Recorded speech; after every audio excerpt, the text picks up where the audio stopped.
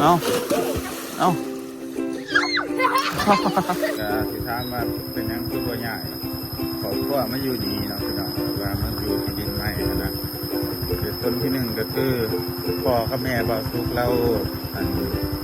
บ่อยากจากบ้านเกิดเมืองนอนซื่อๆนะพี่น้องป้าธรรมะดินมามื้อนี้คือมีผู้สาวมาเนาะเอ้ยว่าอีนี่ผู้สาวมาดินมานะพี่น้องอันนี้ก็คือที่ดินที่บ่าวทุกซื้อไว้ราคา 200,000 บาทข้าว3 ปีก่อนได้เนี่ยที่ดินอยู่อัน8 ไร่หรือว่าฝั่งลาวอื่นเป็นเฮกตาร์เนาะอันนี้ว่านเนาะพุ่นแหละพี่น้องจนแนมจนหอดพุ่นแหละที่บอลมีเขาเห็นบ่ว่ามีสื่อที่หน้ามาอยู่แหละก็มาเฮ็ดเอาเฮ็ดไรเขากับบาซุกกับบ่ได้แบ่งเอาหรอกพี่น้องบ่เคยแบ่งกันจักเทื่อแต่ว่าอ้ายเฮ็ดยกให้อ้ายซะยกให้อ้ายเฮ็ดเลยซะเนาะแล้วแต่ในอนาคตมันจะเป็นยังไงกันเฮาทุกเรื่องอย่างก็ต้องว่ากันที่นึงพี่น้องว่ากันขาดพี่น้องบ่หลายหรอกเดี๋ยวไปปิ้งโซลาร์ปิ้งสองปลาปากเป็นเนื้อปลาลูกกันเลย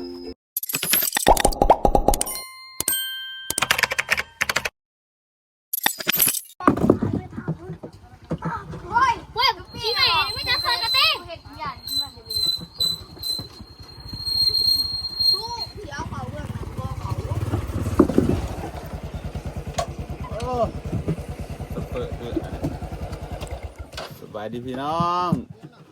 นี่เขา15พี่น้องไปดินบ้านหน้าในพี่น้องนี่เขา15พี่น้องไปเบิ่งที่ดินของเขาเนาะมาเบิ่งซื้อเองนี่จะพาไปเบิ่งที่ดินที่เขาซื้อไว้พี่น้องตั้งแต่3 ปีก่อนเนาะที่ดินที่น้ำบท่วมคือบ้านต่างหลังเขาพี่น้องเลยตอนนั้นซื้อไว้ในราคา 200,000 บาท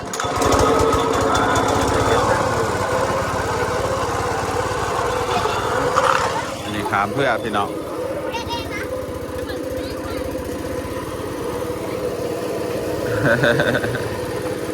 ได้ทุนดินนะเมื่อนี้จีไปลินน้ำไอดอนไปลินอยู่หน้าในทีมงานบอกส่วนไปลินน้ำเนาะก็เลยว่าสิไปลินแต่ก็ไปลินพอดีเมื่อนี้ก็สิว่าไปรีวิวเลยไปรีวิวที่ดินบาวซุกที่ซื้อไว้ใน3 ปีก่อนพี่น้องซื้อไว้ด้วยเงินตัวเอง3 ปีก่อนเดี๋ยวบ่ได้ไปอยู่จักเทื่อบ่ได้ไปเฮ็ดหยังใส่บ่ได้ไปเฮ็ดหยัง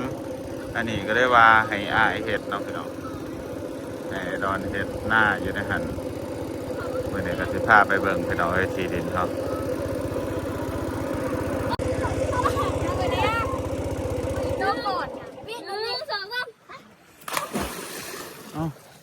เอาเป็นที่ใหญ่เมื่อผัดผืนเนาะเมื่อผัดผืนยังไม่ผัดเป๊ะเล็กหน่อยหมวนมันตายละสาวนี่อาการแล้วน้องมันก็บอกเอาสา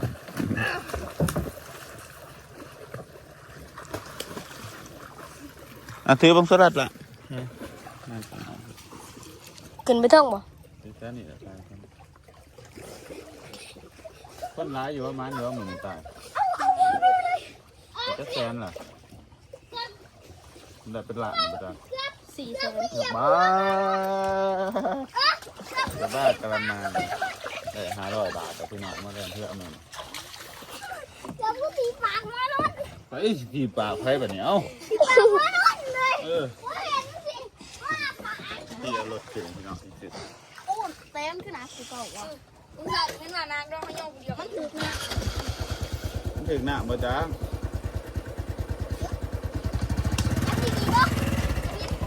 โอ้ยอันเงี้ยงัดเข้ามาอีกอ่ะโอเคจับเด้อ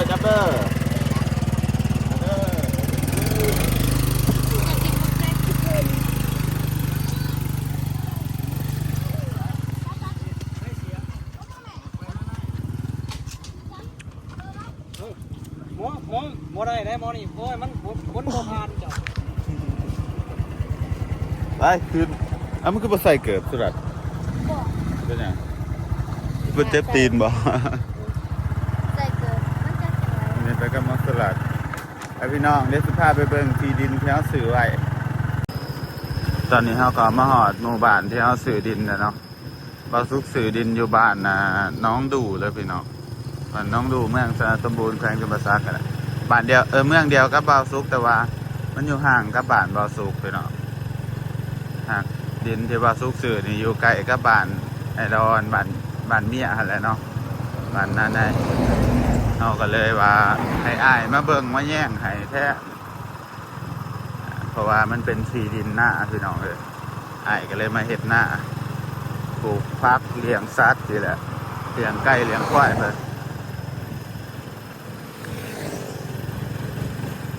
ทางเขาอยู่บ้านนี้แล้วใช่เบิ่งทางเขานี่แหละทางเขาทางหน้าเลยเอาตกบ่ มันเข่าหลายๆทางด้วยอันนี้เป็นทางเขาไปดินบาวซุกเนาะเดี๋ยวสิพาไปเบิ่งไป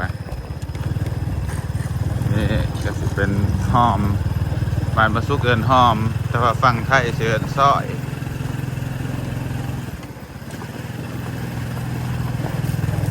ผู้ชมก็น่าอร่อย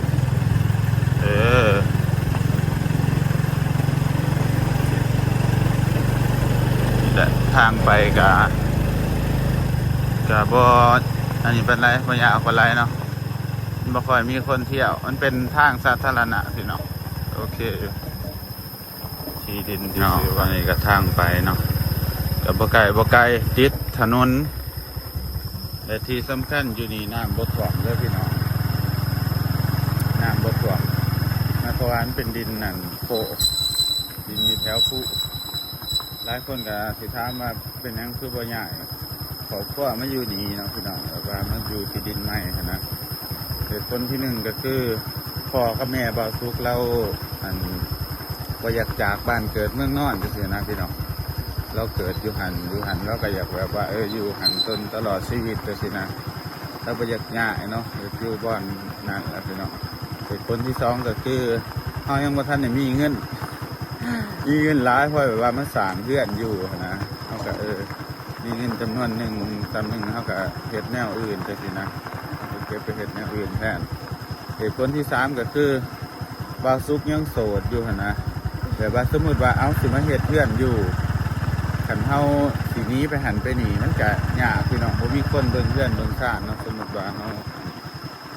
มาเฮ็ดเพื่อนอยู่เฮาอยู่กับพ่อกับแม่ยังว่าใครเนาะพี่น้องเฮาอยากไปหลินไซไปเที่ยวไซก็ง่ายเพราะว่ามีพ่อแม่อยู่เพื่อนแทนเฮานะให้ยังอยู่น้องพ่อแม่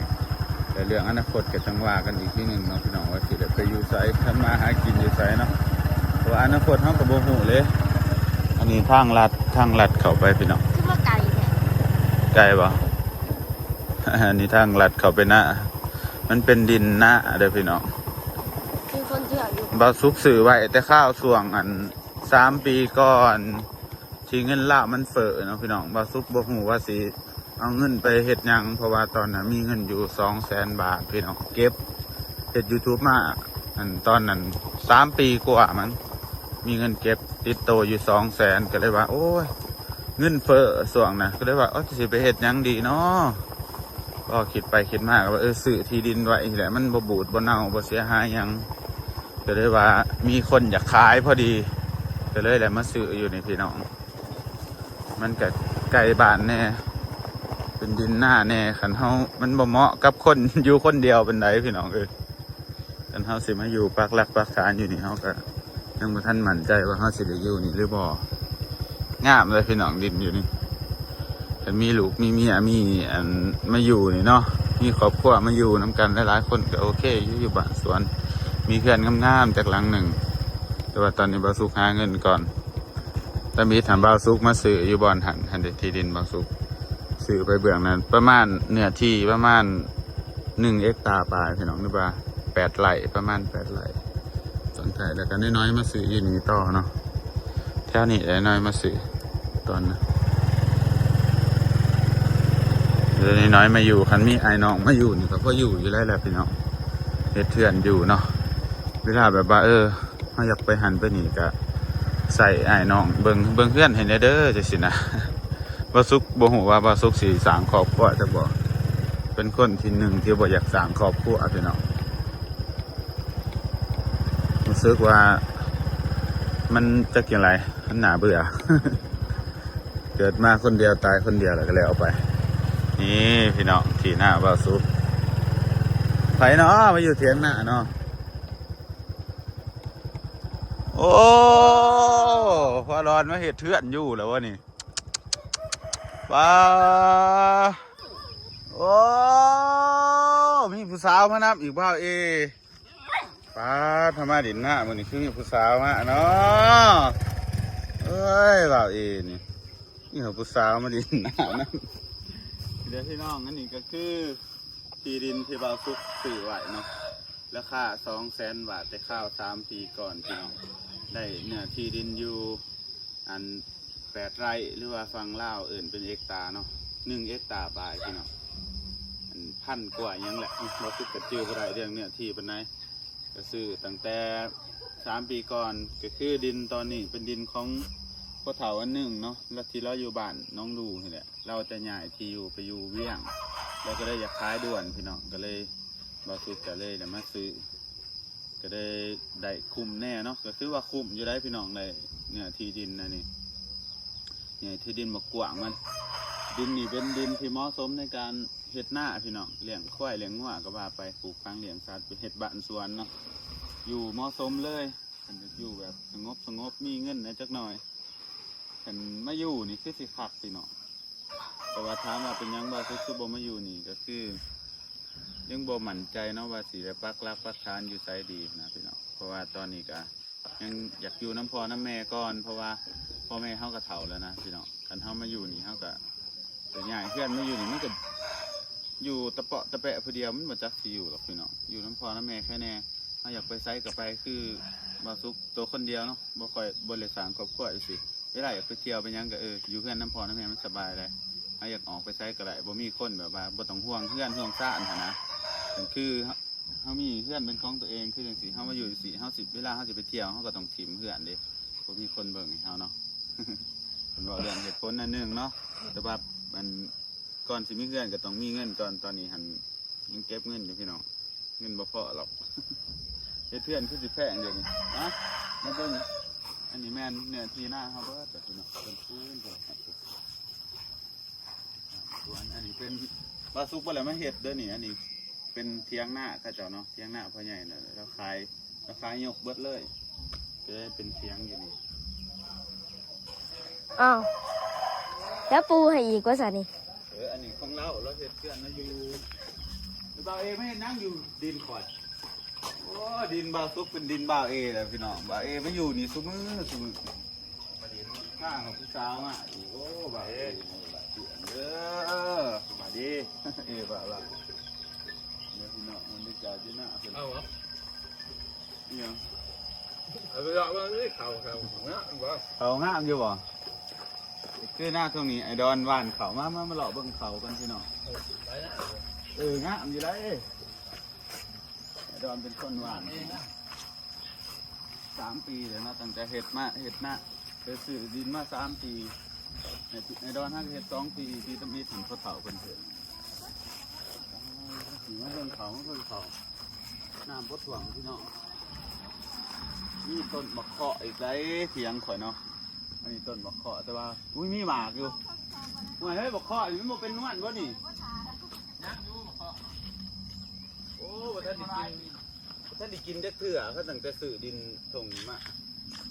เด็กม่วงก็มีบ่เป็นมาเบิ่งเขาตัวละเขางามได้พี่น้องอันนี้เป็นเขาไอดอนแล้วมาหวานเนาะคืองามแท้เลยเบิ้งสิถ่ายพี่น้องเบิ้งพี่น้องเขางามออกงามเป็นงามเนาะบ่มันขันว่านตอนน้ำบ่ทันมามันสิงามตอนฝนบ่ตกบานแห้งฮะ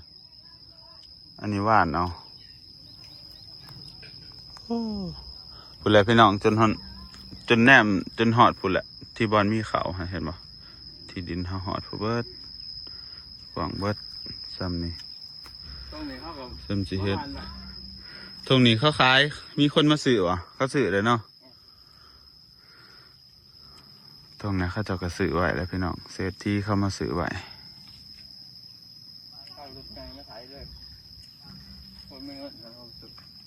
เศรษฐีคนมีเงินเข้ามาซื้อไว้อยู่ข้างหน้าบ่สุกเนาะอยู่บ้านฮะคือสิบ่ยากกันนี่โลกเนาะบัดนี้เนาะตัวไม่ใหญ่อันนั้นเทียงบางหันฮะตัวละเทียงเอาที่ดินบางหันน่ะเด้ โอ้นี่ตัวดินตัวมอลอยสึง โอ้เล่าหั่นบ่ เสียแล้ว แล้วเสียแล้วตัวละเทียงว่าเทศให้มันซื้อแม่อยู่บ่อนหั่นฮะแล้วเสียล่ะก็ได้อันนี้เนาะ บ้านนี้มีแต่ผู้ใหม่มาสื่อนะ ผู้ใหม่มาซื้อ ซื้อสิแล้วตัวก็มาซื้อมาน้อยนะครับ เขาก็สิบ่ยากเด้เนาะผู้ใหม่เนาะ อย่างแล้วเขาซื้อลำหลังเขาเนี่ยเขาท แล้วก็เอาตามแทกเนาะ ำคือนี่กับรถบนทางสะดวกสบายเลยเขามีรถแท็กเตอร์เขา2 คัน เนาะ มัน6มันยังหาทางลงมา เขาจะก็มาเขาก็ต้องมาอันนี้เนาะอีกกันเนาะเพราะว่าคนมีเงินนะครับพี่น้อง บ่ได้มาเบิ่ง แล้วก็เฮ็ดทิมมาล็อกตอกแตกเข้าแล้วได้เขาก็เอาบ่ได้ก็บ่เอาเดี๋ยวพี่น้องเที่ยงอยู่นี่บ่มีคนนอนแล้วเฮ็ดไว้ซื่อๆให้ร้อนเพิ่นมาเลี้ยงไก่เลี้ยงเป็ด โอ้ปีกาย6 ถึงงัวกัน มาเห็ดปีหนึ่งนะตั้งใจมาเห็ดปีหนึ่งมันก็ใครเนี่ยเนาะ เป็นลูกเป็นหลานครับว่าแบบมันก็มีต้นหมอกต้นไม้มีน้องมีปลาอย่างไก่กับอึดไก่ในขอบเลย ดอนมาดูแลพี่น้องเลยเอาคือสิว่ามีเวลามาดูแลแล้วอยู่ไกลอยู่ยังไอดอนแล้วเพื่อนแล้วอยู่นี่เนาะพี่น้องห่างจากทีหน้าบาซุกนี่ประมาณ2 กิโลหรือว่ากิโลปลายนี่แหละแล้วก็หน้าเราหอมหมักน้ำถ่วมคือกันก็หน้าบาซุกก็ได้ว่ามีสื่อทีหน้ามาอยู่แหละก็มาเฮ็ดเอาเฮ็ดไรเขากับบาซุกก็บ่ได้แบ่งเอาหรอกพี่น้องบ่เคยแบ่งเอาจากเถื่อแต่ว่าอ้ายเฮ็ดยกให้อ้ายซะยกให้อ้ายเฮ็ดเลยจ้ะเนาะแล้วแต่ในอนาคตมันจะเป็นอย่างไรคันเฮาตกทุกข์ได้ยากก็จังว่ากันอีกที่นึงพี่น้องแต่ว่าคันเฮามีโอกาสดีขึ้นไปเลยเฮาก็ป้าไปนี่ละทีหน้าอ้ายเฮ็ดจังไรก็เฮ็ดเนาะพี่น้องคันแบบว่าไปไสบ่หมุมบ่หยังก็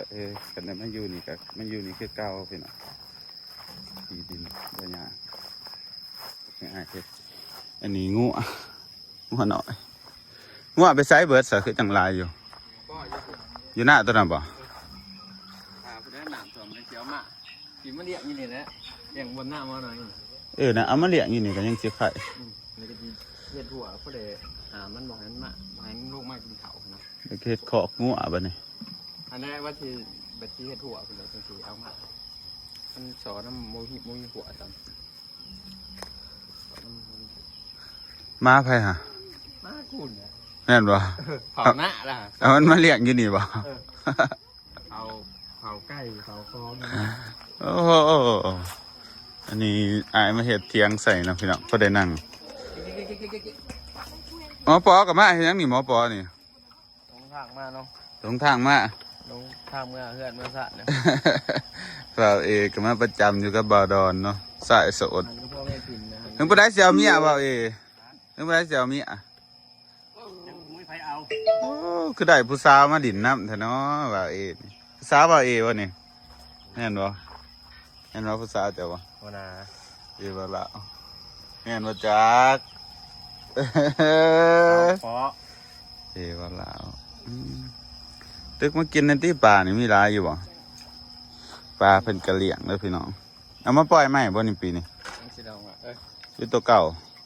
ปล่อยใหม่นะปลาดุกนะปล่อยใหม่ตัวเก่าของป้าป่า เอามาปีกมั้งฮะ รอแรงวันนี้เนี่ยนอนจับใหม่ไว้เดี๋ยวมันที่ไหนจะบอกแห้งกันแห้งกันเสื้อมันอยู่เพิ่นว่าบาดเดียวในหัว ดินตัวนี้เหมาะสำหรับบ้านสวนพี่น้องเฮ็ด เพราะว่า เพื่อนน่ะก็เฮ็ดหน้าอยู่กับไห้กับหน้าก็สิครับ มันบอกไก่ทางใหญ่ เนาะ ไก่นี่ก็ทาง ทิศทางใหญ่ ทำไมอยากมาอยู่นี่ก็ว่าเห็ดเถื่อนสบายเนาะสบาย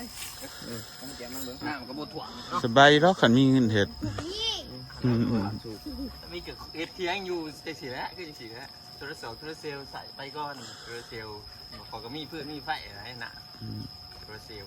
มีโซลาร์เซลล์ มีนะอีกโค น้ำบาดาลไอดอนกับมันเจาะเนาะพี่น้องตอนนั้น ลงทุนนี่ก็ไล่เติมไปไรกับหน้าทะเลด้วยกัน ซื้อหัวซื้อหยังซื้ออ้อมบ้านมึงมันสิได้อยู่บ่ไปเลี้ยงปลาลุกพี่น้องเลี้ยงปลาดุกนี่เลี้ยงปลาอื่นปนกันบ่ได้แล้ว ปลาคอกับนี่ จะบ่กินกันบ่ ปลาธรรมศาสตร์อะไรเอามาปลูกย่ำนั่นย่ำเขามากเขาอะไรเดี๋ยวเอาปลาขอนนะในหน้านี่ในปาก ปุ๊บก็ได้ปลาก็ได้อยู่หน้าตัวแล้วมอใส่ไปปุ๊บให้เม็ดสั่งว่าหรอ สั่งแล้วลอยหลัง อ่อนเลย หอดเลยเด้มีเพื่อนฮะมือหนาจังมาใส่เวทกบย่ามผู้นแหล้วย่ามมันใหญ่ๆผู้นแหล้วพี่น้องเดี๋ยวเราสิมาหานอนหน้าใส่เวทกบให้เบิ่ง ให้ว่าถือแน่ แหมันขาด บ่ตีงบ่แต่งอย่างนั้นเด้อเด้อ โอ้เฮ้ติดขั้นเด็กเตะตอนนี้ที่ดอนหัวหัน โอ้ยแห่ เฮ้มันขาดลาย เฮ้ขาดพี่น้องเอ้ยบ่ไหลหรอกเดี๋ยวไปปิ้งโซลาดปิ้งสอง อันนี้มันจะ ปลาปากอันนี้ปลาลุกก็ได้เอาไปปิ้งโซลาดเฮา ถือรถปลาดุกมันแหขาดลายทั้งมันสุดเลยทั้งขาวเลยนะพวกไก่ คือบอกปลานี้ ปลานิ่นก็ใหญ่เลยปลานิ่น2 ตัวลูกปลานิ่นปลานิ่นก็มวยเนาะปลาเนี่ยได้ขนาด ปลานี่สั่งแต่มันกลางร้ายปลานี่ เป็นไร แสบอยู่เดือด ย่า กิ ง น ลู นะ กปลาไหน ไปปิ้งโซลาดเฮา ปลา ปิ้งกินเฮา ไหน2 ตัว ขาดหน้ายังอีกว่านเขาต่อว่าปอ อย่าเผาว่านนะมันสิจบเลย น้ำตัวมึงยากเลยพวกไปก็เสียหายได้แต่ต้องพวกได้หน้าน้ำตัว สบายแต่หน้าตรงนี้น้ำ ช่วงนี้น้ำบ่จบเลยพี่น้อง ว่าเห็ดก้อนหมูเลย แถวนี้น้ำหอดอยู่บ่แถวหลุมฮะหอดบ่ กันน้ำตัวมันก็หอดอยู่แล้วแถวไปเนี่ยตัวน้ โอ้แถวนี้น้ำบ่หอดซำเนาะมันสูง ำสูง แห้งพี่น้องแถวนี้เป็นนาโนนอยากไปดำนาโนนไปปิ้งฮะ ไปลำนาเนาะอยากไปลำนาโน ปิ้งกิน2 คนฮะ นา 2 ตัว เอกินน้ำหรอ 2 คนแต่ว่าย กขึ้นมาเบิ่งโซลัดอันนี้น้ำโฟมน้ำโซลาร์เซลล์เลยนี่พี่น้อง นี่เลยอื่นเพื่อนโกมชนะ โอ้ โฟมโซลาร์เซลล์โฟมโซลาร์เซลล์อยู่หันพี่น้องเต็มอันนี้คือน้องปุเนตน้องปลาใส่ไก่ โอ้หัวสิงไข่ซ้ำสิกินเนาะย่ามนะเนาะเต็มอยู่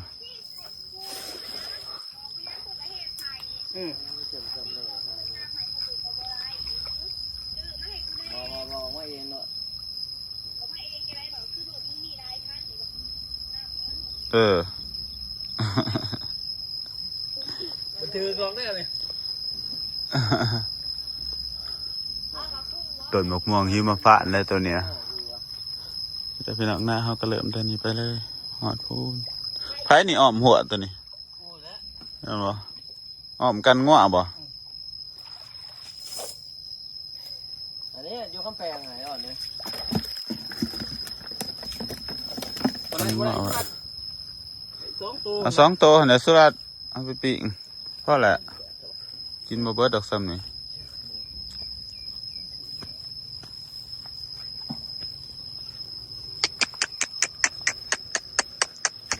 หมอดำกับหมอขาว มา คือมันหูจักนี่ มาขี่คืออัน คือมันหูจักแบบโอ้มันจะแบบโอ้พี่น้องกันได้นี่มันบ่เห่าซีคนเขาว่ามันเห่าเลย ข่อยยังบ่เห่าว่ายังกอดอันนี้เจออยู่ ตัวเทิกบดซองบ่โอ้เดี่ยงตัวแม่นะมันสิบ่ออกลูกว่าเนี่ยอันนี้ อยู่แล้วกันดอกถูกแล้วกัน มัน เนาะ สิออกลูกเต็มอยู่แล้วบัดนี้ พี่น้องก่อนสิกลับบ้านเฮาสิขึ้นเอามาเคาะอยู่นี่เนาะจักสิได้จักหน่วยบุฝนสิมาแล้วพี่น้องฝนสิตกแล้วผู้มาเด้อ อยู่นี่มันไก่ผู้พี่น้องฝนมาหอดมันจะตกไว้ฮะได้อยู่ว่าสตัดบ่ได้ก็บ่เอาติบ่ะเดี๋ยวพี่น้องขึ้นมาบักเคาะเป็นหน่วยอยู่ลูกเคาะเอาไปกินกับแจ่วแซ่บจ้ะบ่ได้ก็ลบมาลบ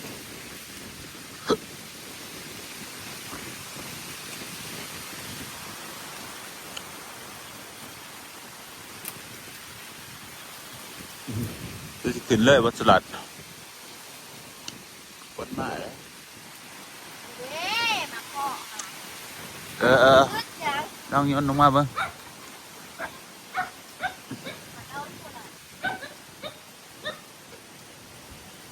โยนลงมาสิเบิ่งอายุน่าจะเอาบ่ไหลมั้ยเดี๋ยวหักงาเด้อใส่สลัดลองปิดมาเบิ่งมาหั่นมันมีนวดน่ะบอกว่าท่านนี่ซีมจักเถื่อกบนี่ปลามาพอแหละลงมาลมมันแห้งหลายแต่มันตกกบใหม่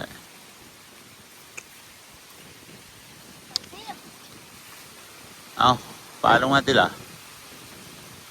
มาพอแหละบอมันดอกลงมาซะฝนมันตกเฮ้ยพี่น้องมาเกาะ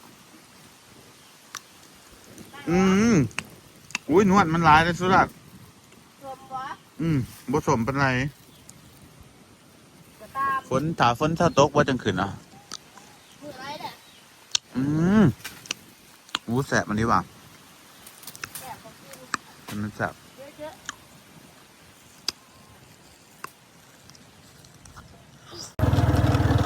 ไปพี่น้องเอาเมื่อแบบโดนมาดินเท่านึงเนาะ โอ้ย